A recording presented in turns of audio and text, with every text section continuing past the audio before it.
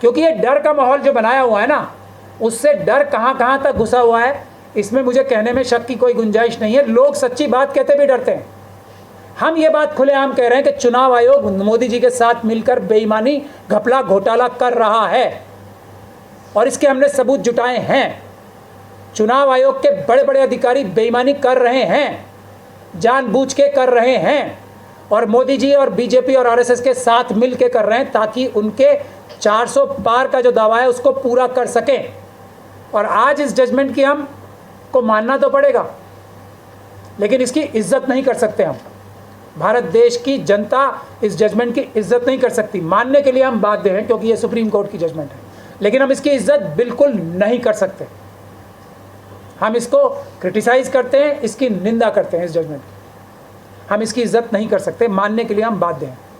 बहुत जल्दी एक बड़े आंदोलन की दिल्ली में ही अनाउंसमेंट करने वाले हैं, जिसमें हम एक बहुत बड़ा प्रदर्शन चुनाव आयोग के ऊपर करेंगे और ये तीसरे चरण के मतदान से पहले ही करेंगे।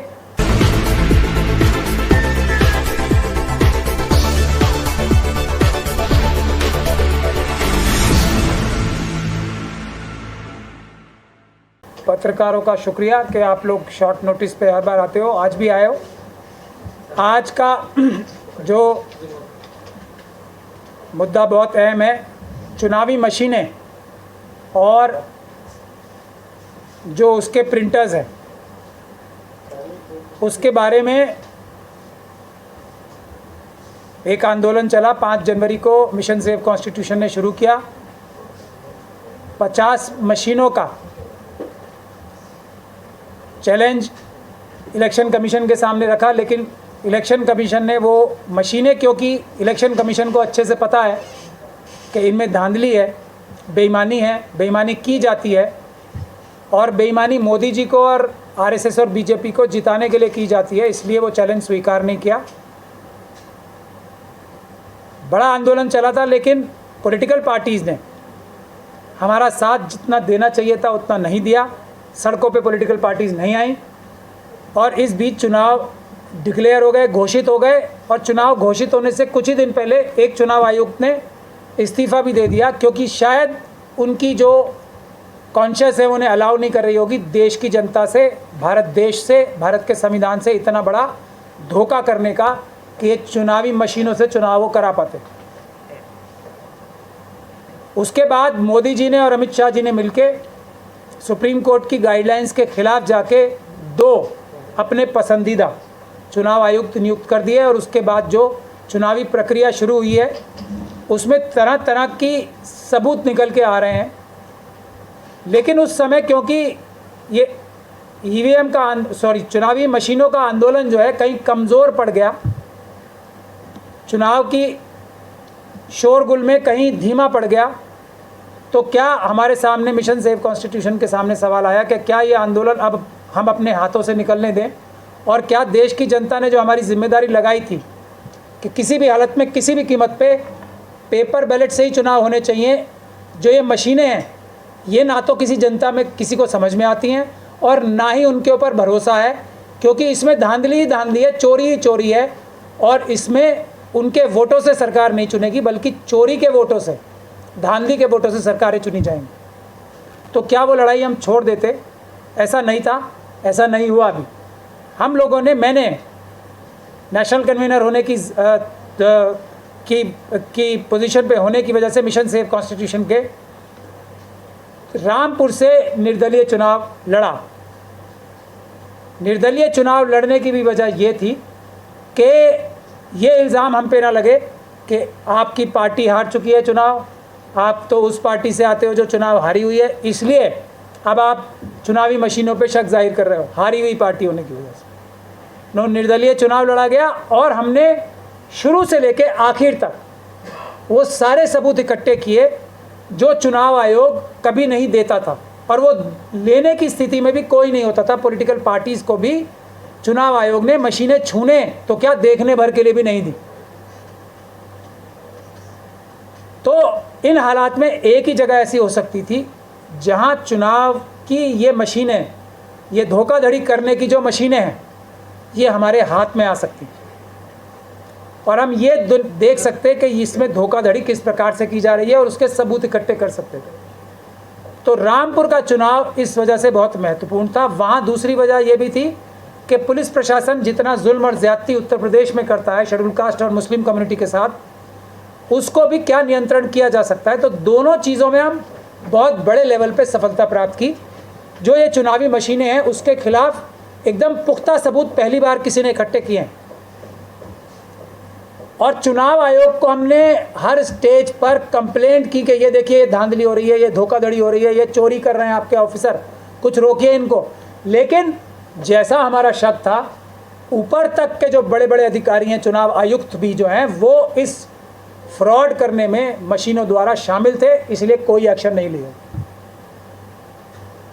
तो अब ये जो आधी अधूरी पिटीशंस थी आज तक, अब वो डिसमिस हुई है, तो मुझे कोई उसमें हैरानी भी नहीं हुई है। मैंने ये बात पहले से भी कही थी कि ये जो पिटीशंस डाली गई हैं बगैर सबूतों के डाली गई हैं और ये रिट पिटीशंस है, इसमें जीतने की संभावना बहुत कम है। और वो संभावना ना के बराबर इसलिए हो गई थी क्योंकि हमारी तरफ से जो वकील पेश हुए थे, सारे जो साइड पेश हुई थी, वो ये कह रही थी हमें चुनाव आयोग पे कोई शक और शुबा नहीं है, ना हम ये कह रहे हैं कि चुनाव में किसी प्रकार की धांधली हो रही है। हम ये सिर्फ इतना कह रहे हैं कि चुनाव इनसे धांधली हो सकती है, इन मशीनों से। तो उसका अंजाम वही होना था जो आज हुआ। ये बात मैं पहले भी कह चुका हूँ और मैं आपको सिर्फ एक पैराग्राफ पढ़ के सुनाऊंगा जो जजमेंट आज पास हुई है।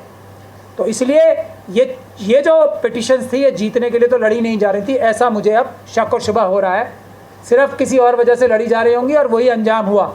मैं आपको जजमेंट्स पढ़ के सुनाता हूँ, उसका पहला पैरा ही पढ़ूंगा, उससे आपको पिक्चर साफ हो जाएगी। एट द आउटसेट, ये जज साहब कह रहे हैं, ये जस्टिस संजीव खन्ना की जजमेंट है।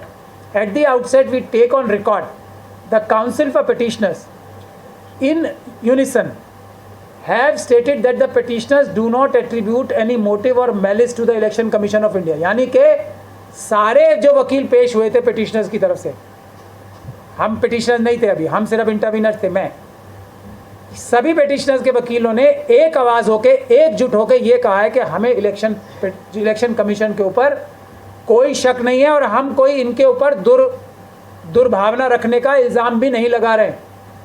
और दूसरा कि ये जो मशीनें हैं चुनाव की, इसको किसी तरीके से सिखाया हुआ है या इस तरीके से बनाया हुआ है कि किसी एक कैंडिडेट को या किसी एक पार्टी को फेवर कर सके, ऐसा सारे वकीलों ने जो ये मशीनों के खिलाफ पेश हो रहे थे उन्होंने ये कहा है। अब क्या अंजाम होना था, वही अंजाम हुआ है कि जजेस तो यही कहते हैं ना, फिर जब इलेक्शन कमीशन के ऊपर आपको शक ही नहीं है तो वो ईमानदारी से अपना काम कर रहे हैं, आप उनके ऊपर शक क्यों कर रहे हैं? बिल्कुल शक करने की गुंजाइश नहीं है। इसी वजह से हम ये इस पहले पैराग्राफ की वजह से हम, बुनियादी वजह यह है, ये हम केस हारे हैं। लेकिन उसके आगे भी सुप्रीम कोर्ट, तो सुप्रीम कोर्ट है, सबसे बड़ी अदालत है, उसको भले ही पिटिशनर्स के वकील कुछ भी कह रहे थे, क्या उसको तथ्यों के आधार पर नहीं जाना था? क्योंकि ये डर का माहौल जो बनाया हुआ है ना, उससे डर कहाँ तक घुसा हुआ है, इसमें मुझे कहने में शक की कोई गुंजाइश नहीं है। लोग सच्ची बात कहते भी डरते हैं। हम ये बात खुलेआम कह रहे हैं कि चुनाव आयोग मोदी जी के साथ मिलकर बेईमानी, घपला, घोटाला कर रहा है और इसके हमने सबूत जुटाए हैं। चुनाव आयोग के बड़े बड़े अधिकारी बेईमानी कर रहे हैं, जानबूझ के कर रहे हैं और मोदी जी और बीजेपी और आरएसएस के साथ मिल के कर रहे हैं ताकि उनके 400 पार का जो दावा है उसको पूरा कर सकें। ये बात किसी ने नहीं कही है अदालत के अंदर, हम लोग ये बात कह रहे हैं अदालत के बाहर भी और अदालत के अंदर भी। हम ये साफ तौर पे कह रहे हैं कि पेपर बैलेट से चुनाव कराना कानूनी प्रक्रिया है और आज तक जो ये मशीनों द्वारा चुनाव हो रहा है वो गैर कानूनी हो रहा है, क्योंकि इसके लिए आज तक कोई ऑर्डर चुनाव आयोग ने पास नहीं किया है।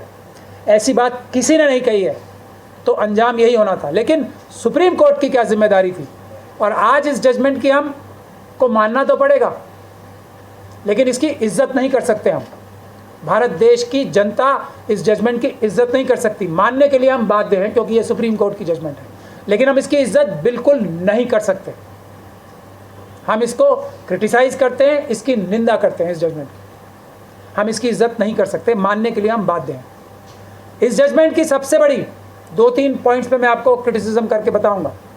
सबसे बड़ा क्रिटिसिज्म ये है कि सुप्रीम कोर्ट के सबसे सीनियर मोस्ट जजेस में से दूसरे नंबर के सीनियर मोस्ट जज हैं संजीव खन्ना साहब। बहुत ही, मैं उनके सामने बार बार पेश हुआ हूँ, बहुत ज़्यादा तीव्र बुद्धि के व्यक्ति और कंप्यूटर्स के बारे में बहुत अच्छे से जानते हैं।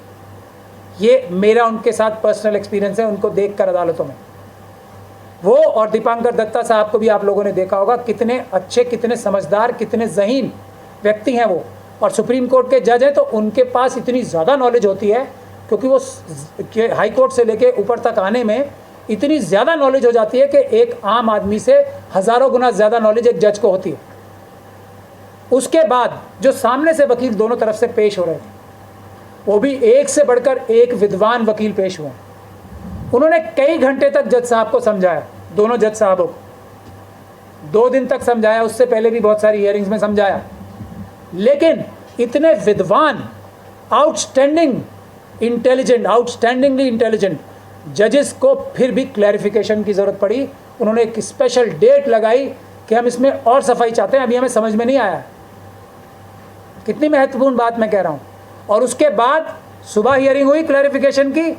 जो इतने सीनियर वकील हैं, मनिंदर सिंह जी, उनकी भी मैं बहुत इज्जत करता हूँ, बहुत ज़्यादा विद्वान वकील हैं वो भी उन्हें समझा नहीं पाए जजेस को। जजेस ने तब कहा कि आप एक एक्सपर्ट आदमी लाओ 2 बजे। फिर वो एक्सपर्ट आदमी पेश हुआ, उससे क्लैरिफिकेशंस लिए जज साहब ने, तब जाके जजमेंट पास हुई है। तो अब मैं आप लोगों से ये पूछता हूँ, जिस चीज़ को समझने के लिए इतने बड़े विद्वान लोगों की सहायता के बाद भी इतना समय लगा, फिर भी क्लैरिफिकेशन के लिए डेट लगानी पड़ी, सफाई के लिए डेट लगानी पड़ी, समझने के लिए। क्या एक आम मजदूर, क्या एक आम रिक्शा वाला, क्या एक आम रसोइया, क्या एक आम सफाई कर्मचारी, क्या एक आम इंजीनियर भी, कोई भी आम व्यक्ति, इस देश के 99.9% लोग क्या इन मशीनों को समझ सकते हैं? नहीं समझ सकते। तो इसलिए हम इस जजमेंट की क्रिटिसिज्म कर रहे हैं। जो चीज़ समझ में नहीं आती वो थोपी जा रही है भारत देश की जनता पे, वोटर्स के ऊपर। जो जजेस की समझ में नहीं आती वो थोपी जा रही है, ज़बरदस्ती हमारे गलों में ठूसी जा रही है। इसलिए ये इस जजमेंट का सबसे बड़ा क्रिटिसिज्म है हमारा।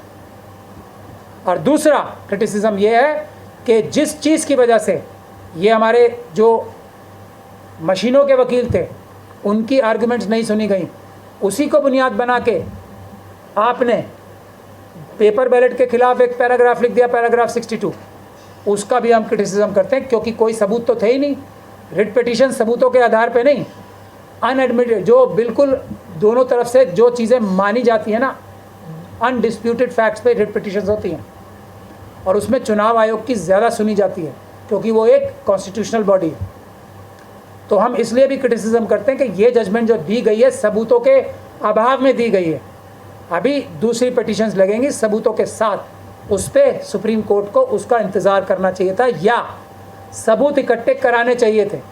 सबूत कैसे इकट्ठे होते हैं? वो एक ही तरीका है कानूनी, वो है ट्रायल के ज़रिए या एविडेंस लेने के ज़रिए, जो सुप्रीम कोर्ट को लेना चाहिए था। एक मिनी ट्रायल ही शुरू कराना था सुप्रीम कोर्ट में, उसकी पावर सुप्रीम कोर्ट को है। वो नहीं शुरू करा के सिर्फ एक दोनों तरफ पक्षों की बहस सुन के बगैर सबूतों का फैसला दिया। ये दूसरा और सबसे बड़ा क्रिटिसिज्म। तीसरा क्रिटिसिज्म ये है हमारा कि इस फैसले को करने के लिए ये जो कहा गया है कि पेपर बैलेट ठीक नहीं है, पूरी दुनिया में पेपर बैलेट से चुनाव होते हैं, उसको संज्ञान में लिया? बिल्कुल नहीं लिया। पूरी दुनिया में जहाँ बड़ी बड़ी एडवांस कंट्रीज़ हैं, उन्होंने इन मशीनों को नकार के पेपर बैलेट से दोबारा चुनाव कराएं, उसको संज्ञान में लिया? नहीं लिया। उस कानून को संज्ञान में लिया जो आज भी पेपर बैलेट से चुनाव कराने के लिए इलेक्शन कमीशन को बाध्य करता है, सेक्शन 59 और 61 कैपिटल ए, उसका संज्ञान ही नहीं लिया।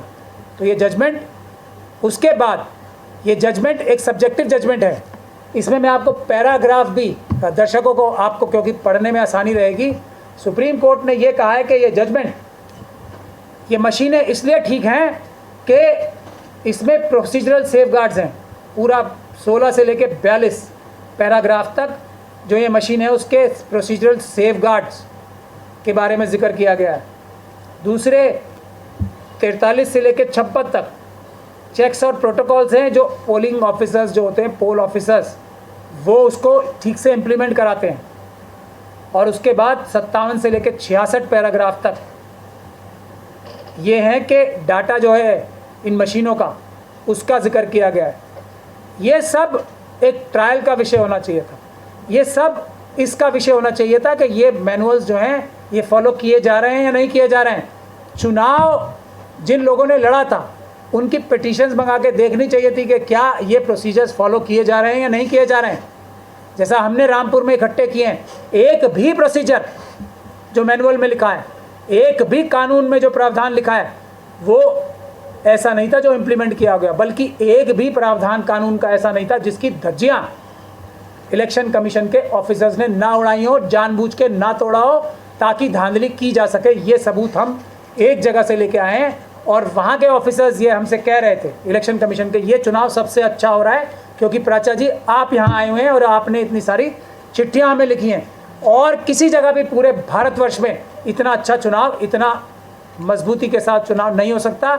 मगर मुझे ये दुख के साथ कहना पड़ रहा है कि ये चुनाव जो सबसे अच्छा चुनाव लड़वाया जा रहा था इलेक्शन कमीशन के अधिकारियों के खुद की ज़बान में, वो इतना ज़्यादा ख़राब था कि वो बिल्कुल ही लचर था और वो बिल्कुल धांधली भरा था, और उसमें धांधली कराने के लिए पूरी ताकत इलेक्शन कमीशन के ऑफिसर लगा रहे थे। इसके सबूत हमने इकट्ठे कर लिए।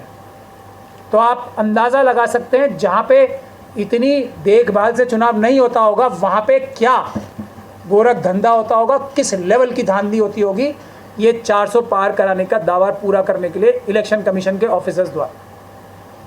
तो ये कुछ बुनियादी बातें थी जिनको रखने के लिए हम आपके सामने आए। और अब हम जैसे शुरू से कहते आए, इस देश के सारे संस्थान इस वक्त प्रेशर में हैं, उसके बारे में मैं सैकड़ों बार बता चुका हूँ। सुप्रीम कोर्ट का ये एग्जाम्पल सबसे बड़ा मैं आज भी दूंगा।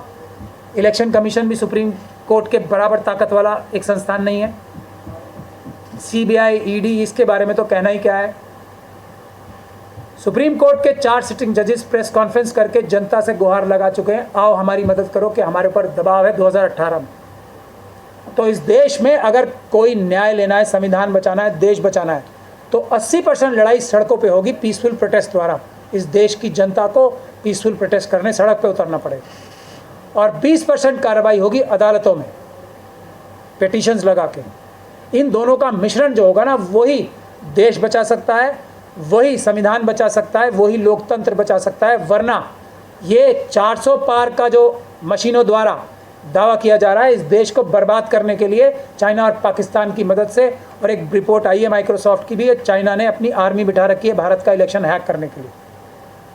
हमने सारे सबूत जुटा लिए, आज मैं उस पर नहीं बोलूँगा। आज मैं ये अनाउंसमेंट करने यहाँ बैठा हूँ आप लोगों के सामने कि वो आंदोलन जो भारत को बचाएगा, वो आंदोलन जो देश का संविधान बचाएगा, वो आंदोलन जो भारत का लोकतंत्र बचाएगा, वो आंदोलन इन मशीनों को जो हटाएगा, और वो आंदोलन जो पेपर बैलेट्स को वापस लाएगा, वो आंदोलन चालू है। और उसका नेक्स्ट फेज हम आज ऐलान कर रहे हैं। हम एक पिटीशन,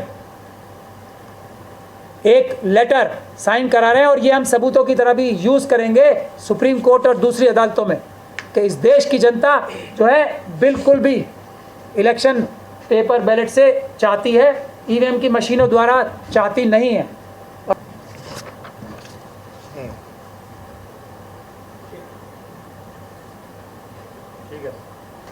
हम भारत के लोग हमारी चुनावी प्रक्रिया में प्रोग्राम की जा सकने वाली, आसानी से हेरा फेरी छेड़छाड़ की जा सकने वाली EVM मशीनों और VVPAT प्रिंटर जो थर्मल पेपर की प्रक्रिया का प्रयोग करते हैं तथा जिनकी छपाई में हेरफेर, बदलाव और मिटाने का भी खतरा होता है, के प्रयोग का दृढ़तापूर्वक अस्वीकार करते हैं। इन मशीनों को हमें विश्वास में लिए बिना और हमारी अनुमति के बिना चुनावी प्रक्रिया में प्रयोग किया जा रहा है। हमने कभी भी ऐसी मशीनों और प्रिंटरों के प्रयोग की अनुमति नहीं दी है। हम उन सभी संस्थानों को और व्यक्तियों को पूरी तरह से खारिज करते हैं जो इन मशीनों और प्रिंटरों को हम पर थोप रहे हैं।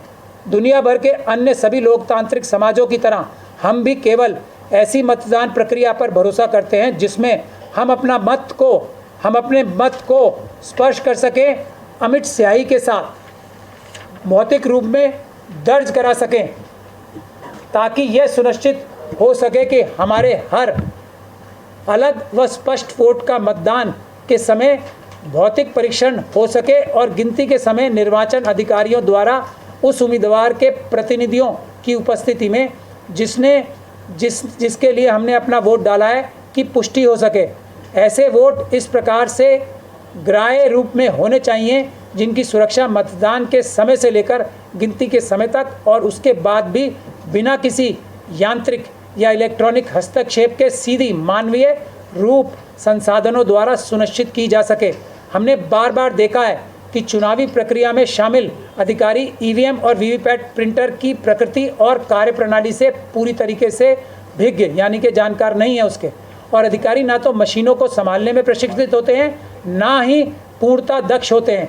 इतना ही नहीं, तकनीकी रूप से प्रशिक्षित निर्वाचन अधिकारी भी इसके उपयोग, संचालन और कार्य के साथ जुड़े जटिल और विस्तृत दिशा निर्देशों की गहराई को नहीं समझ पाते हैं। यह स्वाभाविक है कि हम सामान्य मतदाताओं को ऐसी मशीनों में प्रौद्योगिकी के और कार्य के बारे में कोई जानकारी नहीं है, हाँ यहाँ तक कि और इसलिए हम आम वोटर तो कतई यह सुनिश्चित करने की स्थिति में नहीं है कि ये मशीनें सही हैं अथवा भ्रामक। यहाँ तक कि माननीय सर्वोच्च न्यायालय के न्यायाधीश भी शीर्ष वकीलों और चुनाव आयोग के अधिकारियों की लंबी सुनवाई के बाद ईवीएम मशीनों की कार्यप्रणाली को समझने में असमर्थ रहे हैं और उन्हें स्पष्टीकरण के लिए एक और तारीख तय करनी पड़ी। इसलिए हम ऐसी इलेक्ट्रॉनिक, यांत्रिक और डिजिटल तंत्र के प्रयोग को पूरी तरीके से खारिज करते हैं जिसमें मतदान की प्रक्रिया में तकनीकी हस्तक्षेप शामिल है और उपरोक्त विश्वसनीय माध्यम यानी कि मतपत्र के माध्यम से ही मतदान को संपन्न कराने की मांग करते हैं। हम इसलिए समय के साथ खरी उतरने वाली वैश्विक रूप से स्वीकृत पेपर मतपत्रों के जरिए पर पूर्ण विश्वास और उसका समर्थन करते हैं। जो अब तक हमारे प्रतिनिधियों को चुनने के लिए लोगों की इच्छा के निर्धारण का सबसे सुरक्षित, तेज, सस्ता, पारदर्शी और भरोसेमंद तरीका रहा है। हमारी मांग बैलेट पेपर वापस लाओ। तो ये हमने लेटर एक फिजिकल फॉर्म में भी किया है। जो लोग इसको 100 इसके साइन करा लें वो हमारे ऑफिस के एड्रेस पे जो कि इसमें दे रखा है उसको भेज दें। इसके पीछे सिग्नेचर करने के कॉलम्स हैं। जैसे ही ये लोग फ़ोटोकॉपी कराएं इसकी और हमारे यहाँ फिज़िकल भी भेजें, और इसके साथ साथ ही जो ई फॉर्मेट है उसका वो भी हम साथ के साथ उसका लिंक भी आपको दिखाई दिया है। अभी हमने मेरे ट्विटर हैंडल पे भी है वो, और दूसरी जगहों पे भी, फेसबुक और दूसरी जगहों पे भी हमने वो डाल दिया है।